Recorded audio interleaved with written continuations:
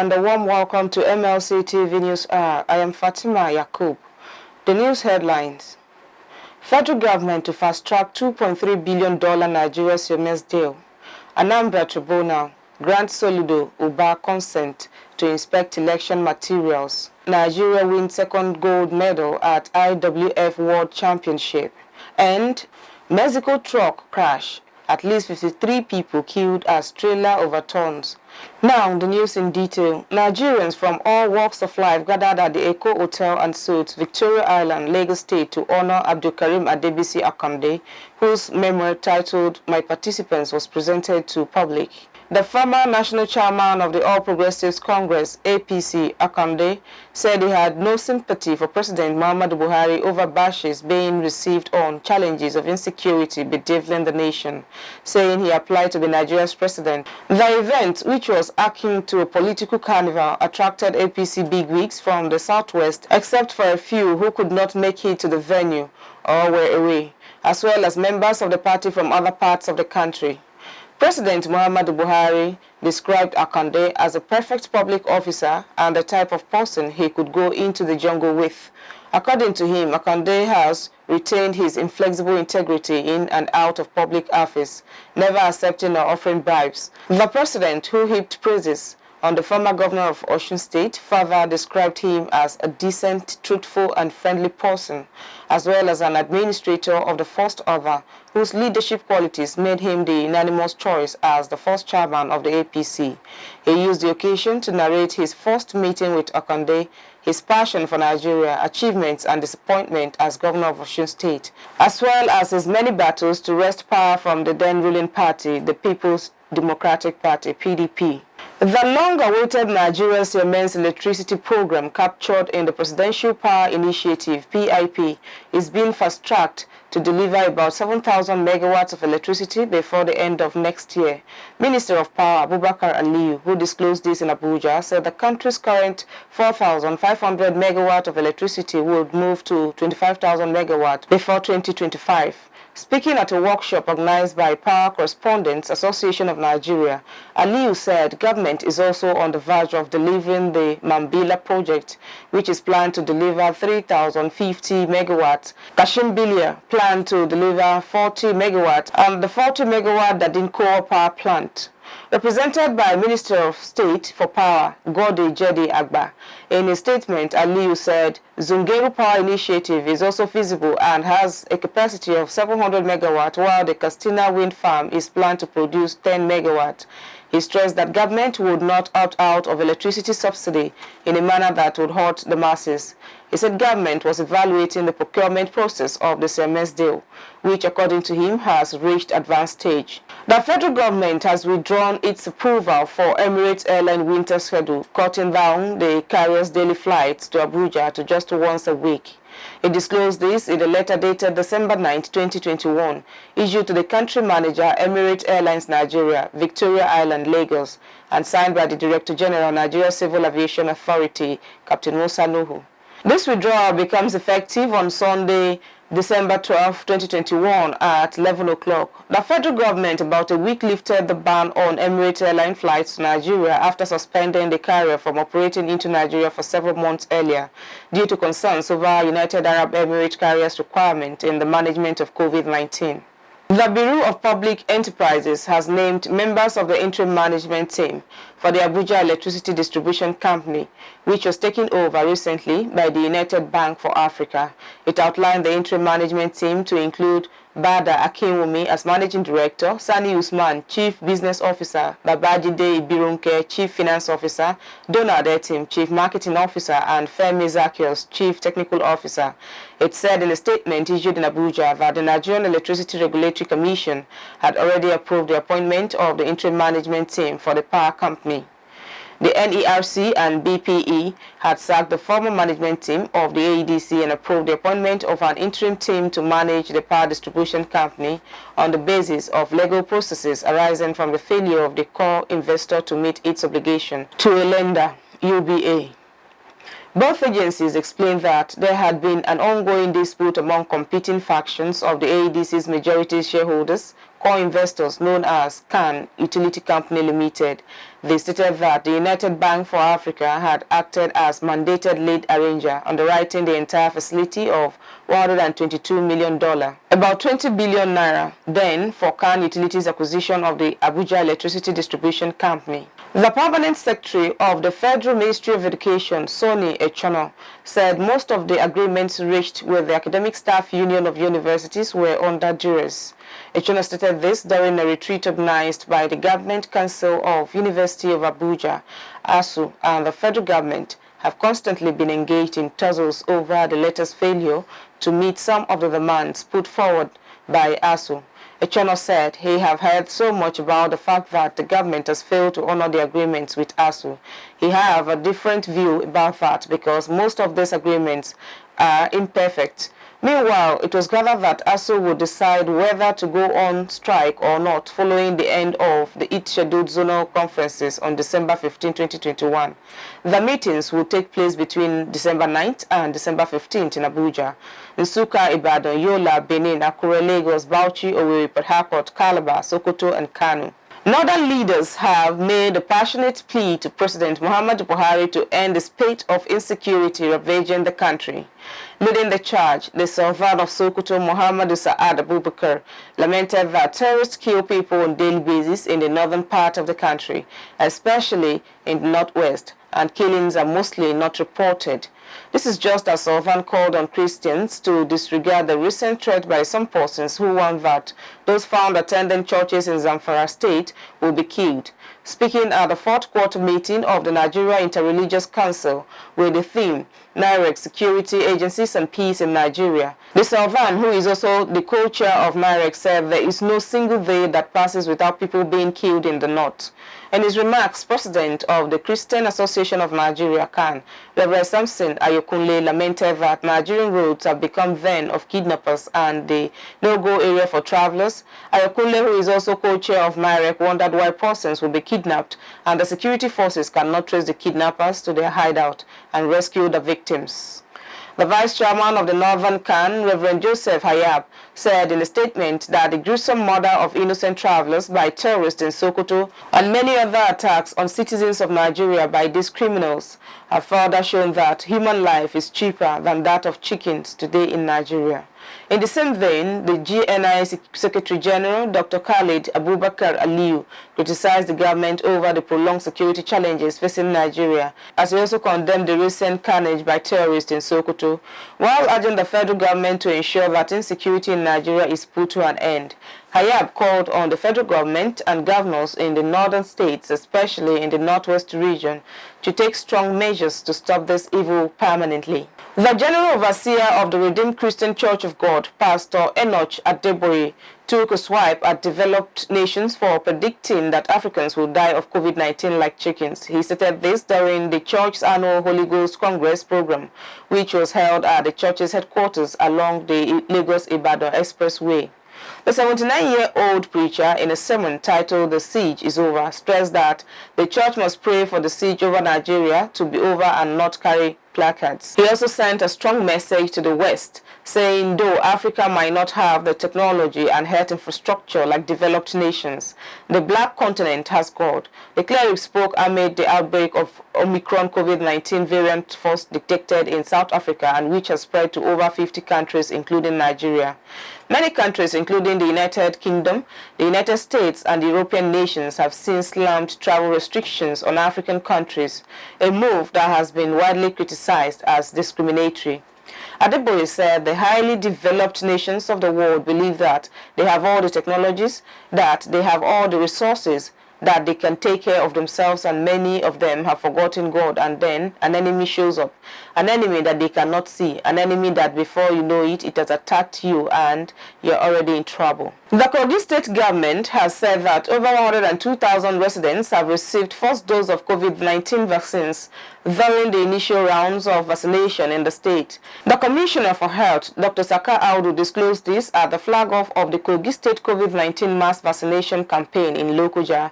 Audu thanked Governor Yaya Bello for ensuring the arrival and availability of the vaccine in the state without denying anyone from taking the jab if they so wished. He also assured that the state government will continue to provide the required avenue for all the eligible citizens of the state to have access to the free, safe, and effective vaccines. Represented by Dr. Francis Apa, Director of Public Health of the Ministry, the Commissioner warned that the vaccines had not come to replace adherence to non-pharmaceutical preventive measures already in place. Earlier, the Executive Director, Kogi State Primary Healthcare Development Agency, Dr. Abubakar Yakub, said the mass vaccination campaign was the initiative of the National PHCDA in collaboration with state governments and partners. According to him, the campaign is to increase access and utilization of COVID-19 vaccines in Nigeria, with expansion to all public and private health facilities, markets, public places, parks, malls, among others. Yakubu disclosed that Kogi had so far received a total of over 220,000 doses of AZ vaccine and a total of over 50,000 doses of Moderna vaccine. The federal government of Nigeria and IFAD Value Chain Development Program, VCDP, has organized a two-day capacity building workshop on technical assistance and support to financial suppliers and other value chain actors to enable rural farmers have improved access to credit facility.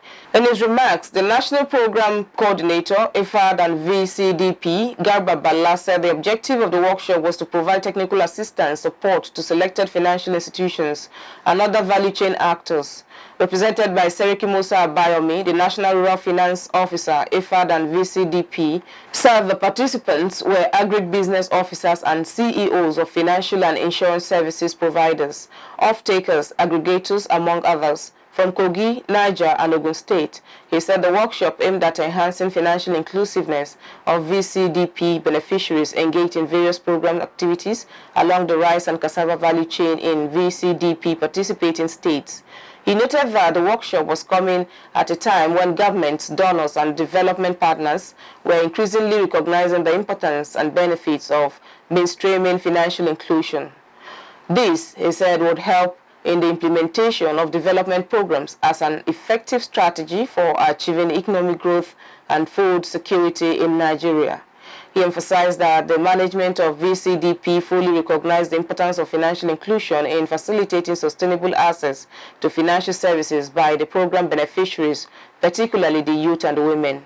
The ANAMBRA Governorship Election Petition Tribunal, which commenced sitting in Awka, granted candidates of the All Progressive Grand Alliance, ABGA, Charles Soludo, and All Progressive Congress, Andy Uba, prayers to inspect materials used for the governorship election.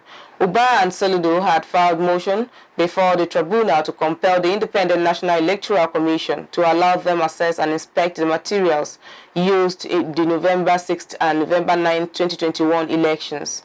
Ruling on Uba's petition, Chairman of the Tribunal, Justice D. Mohammed, said, having considered the application and satisfied, ordered INEC to allow him to inspect the election materials used in the conduct of the election, saying the tribunal had listened to the application and was satisfied and asked INEC to allow him to inspect the election materials, including CTC of results. The judge also ordered that the inspection must be done in the presence of applicant, respondent, and police and DSS. The Esu Basange Kingdom in Kogi State, His Royal Majesty Dr. Abu Ali Mopa III has described the purported name reversal from Basange to Nope by Basange Development Union as null and void, saying it can never stand the test of time. He asked the federal and the Kogi State government to caution those behind the orchestrated plan aimed at diminishing the status of the ethnic nationality before the whole world. The royal father, who stated this at his palace in Oboloko, Basa, local government area of the state, while responding to the call for name reversal by few BNDU members, wondered why the name beared by the Basange people for over 100 years and gazetted in the nation's constitution should be reversed without following adequate procedures. Unfortunately, such development for all intent and purposes can't be simplistic as it was made to appear, and wish to state categorically as a custodian of the culture and tradition of Basanges worldwide that the purported name reversal is null and void and of no consequence whatsoever. The monarch, who lamented that the majority of his people were not properly sensitized, stressed that BNDU planned to impose the reversal of name on the good people of Basange and Basange Council of Chiefs to ridicule the paramount traditional ruler of the land before his subjects, and calls for thorough investigation of the national president of the Union, Mohamed Bako, before he pushed the kingdom into endless crisis. The first-class royal father therefore called on the federal, state government, members of Kogi State House of Assembly, Basa local government authority, all security agencies and the general public to disregard the purported name reversal orchestrated by BNDU, saying their actions was illegal and has no place in law. You're still watching MLC TV News. More stories to come after the break.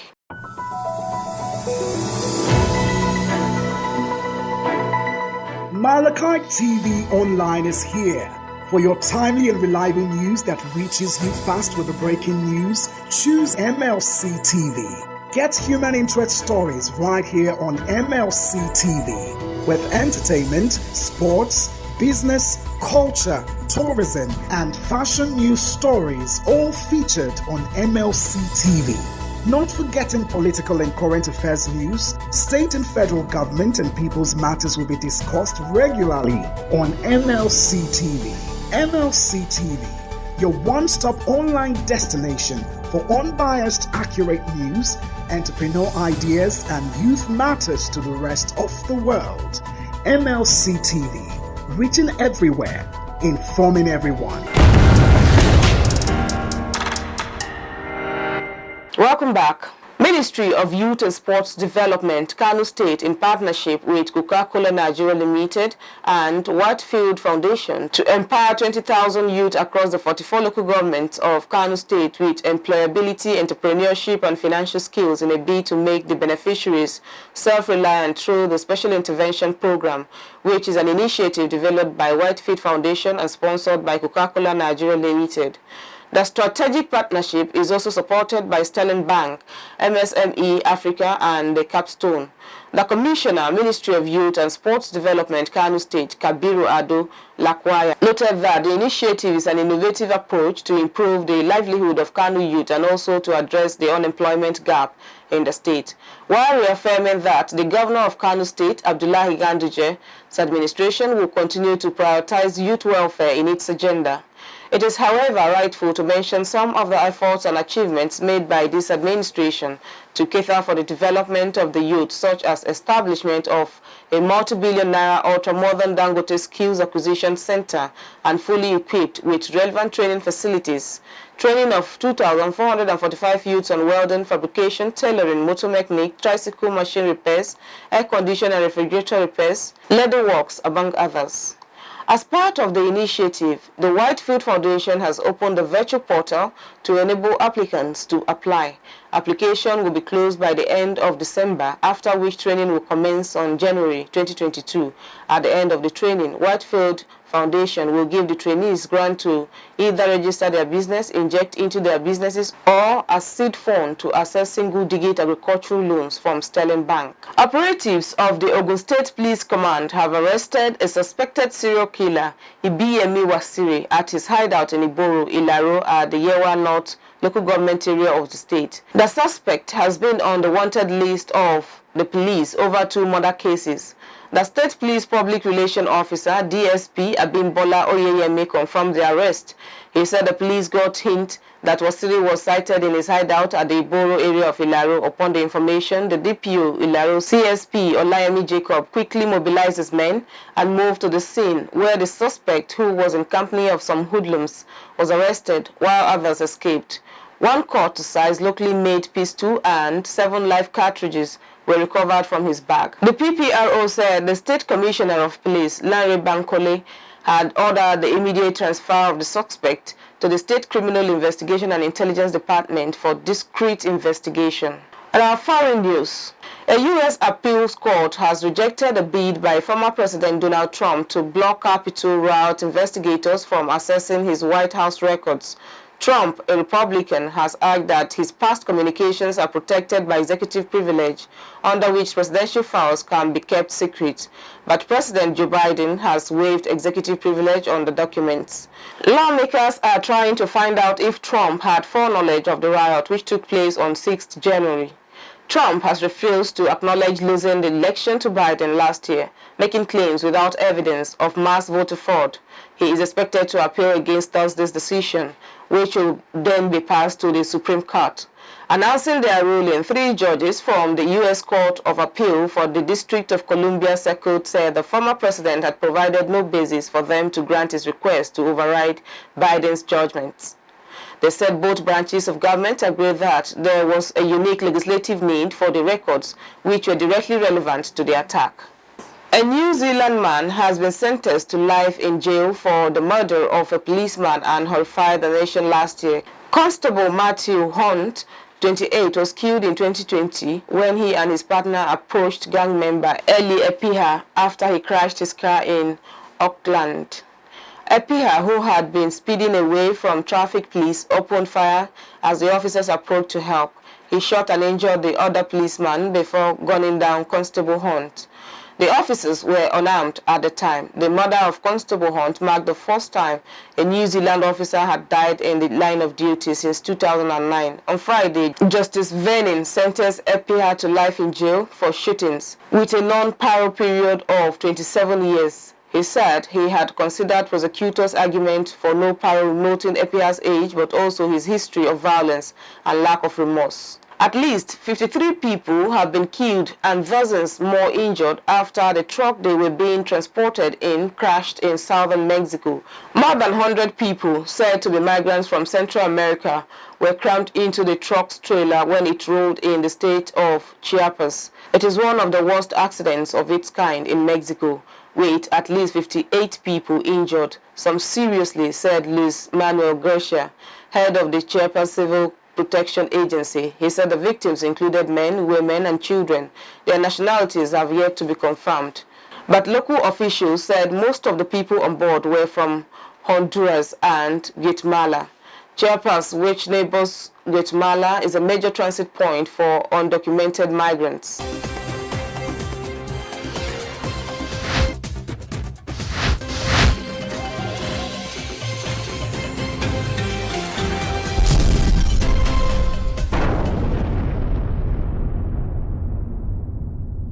And in sports, Danjuma struck twice as Villarreal won 3-2 away to Atlanta on Thursday in a match rearranged after heavy snowfall to clinch the final spot in the Champions League last 16th. The Dutch international put Atlanta ahead inside 3 minutes, and Etienne Capoue doubled the lead shortly before halftime on another chilly evening in Bergamo. Danjuma scored again early in the second half, but Villarreal were forced to hold on as Atlanta responded with goals from Roshan Malinowski and Jovan Zapata while hitting the woodwork 3 times. Villarreal finished as runners-up to Group F winners Manchester United, with Atlanta going into Europa League knockout round playoffs in February. The league management company has made vaccination of players and officials one of the criteria for clubs ahead of the 2021-2022 league season, scheduled to kick off on December 17th across the country. The LMC, during the extraordinary General Assembly meeting, approved the December 17th kickoff date for the league, while also confirming Davidson Owume as the new chief executive officer of the league body. However, with the league set to run after a 4-month break, the issue of COVID-19 vaccination have been brought to the fore.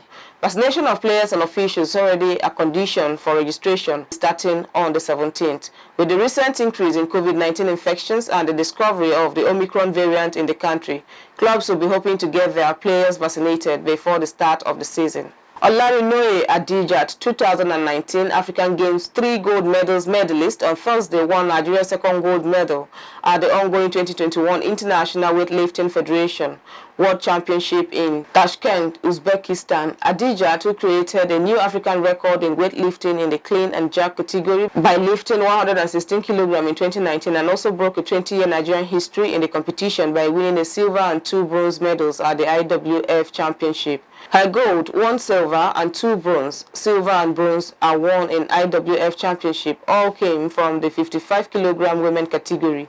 With the gold, Adijat has become the second Nigerian to clinch a gold medal at the Commonwealth Championship after Stella Kingsley set the pace on Wednesday, winning a gold medal in the 49 kg women category. Tottenham's Premier League match against Brighton postponed after COVID-19 outbreak. The Premier League board has taken the decision to postpone the game following guidance from medical advisors, with the health of players and staff the priority. The Premier League said in a statement, Tottenham's Premier League match against Brighton on Sunday has been postponed after widespread coronavirus outbreak at the North London club.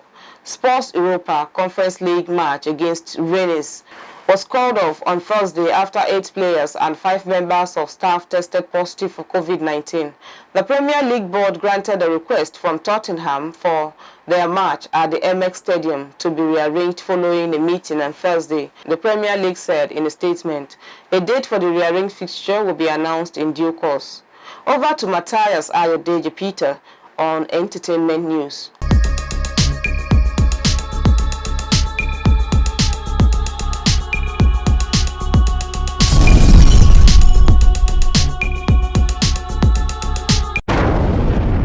On our foreign entertainment news, American actor Justice Smollett has been found guilty of staging his attack a few years ago. The actor claimed to have been attacked by 2 men who beat him up, tied a noose around his neck and poured bleach on him.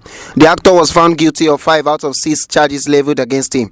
The jury of 6 men and 6 women deliberated for more than 9 hours on Wednesday, December 8 to December 9, 2021. He was charged for disorderly conduct charge for a false crime report, which is a class 4 felony and punishable by up to 3 years in prison and $25,000 fine. It will be recalled that Smollett was hospitalized after he was reportedly injured by 2 men in what looked like a homophobic attack back in January 2019.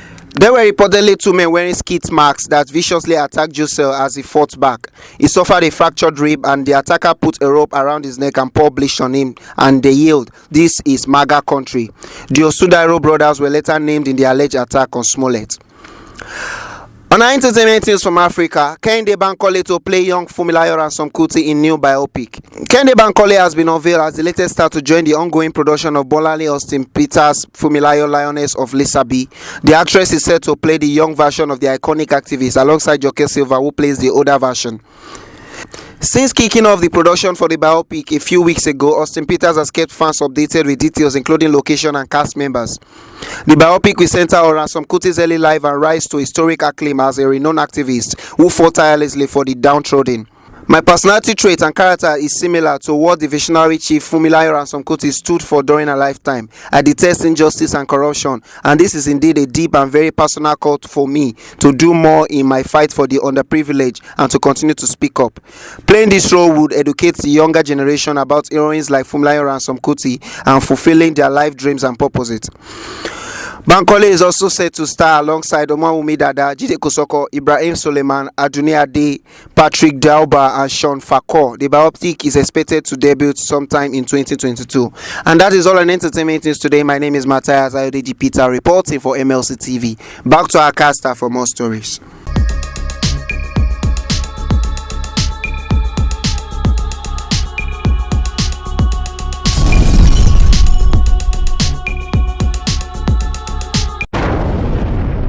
Thank you, Matthias, for the update on entertainment. On a sad note, the Katsina State Commissioner for Science and Technology, Rabe Nasir, has been killed by gunmen. A top government official who craved anonymity confirmed the incident to Channels Television via the telephone on Thursday. According to the source, the commissioner was assassinated on Wednesday night in his residence located at GRA along Daura Road in the state capital. He said security operatives had, after the incident, taken over the residence. The commissioner of police in the state, Sanusi Buba, confirmed the incident to Channels Television while addressing journalists. While noting that the deceased was killed last night after returning home, the police commissioner said that one suspect has been arrested in connection with the incident. According to the police boss, the State Police Command has begun investigating the killing of the commissioner. He equally explained that the commissioner's corpse has been evacuated to the Federal Medical Center, Castina. That is today's news package. Do join us tomorrow via the same platform for your event coverage, for news, sponsorship, and advert placement. Call the numbers displayed on your screen or visit any of our social media handles and drop your comment for us. Like our Facebook page, Mlc TV, Instagram, Mlc Tv 2021. Subscribe to our YouTube channel, Mlc TV. I am Fatima Yakub. Thanks for staying with us.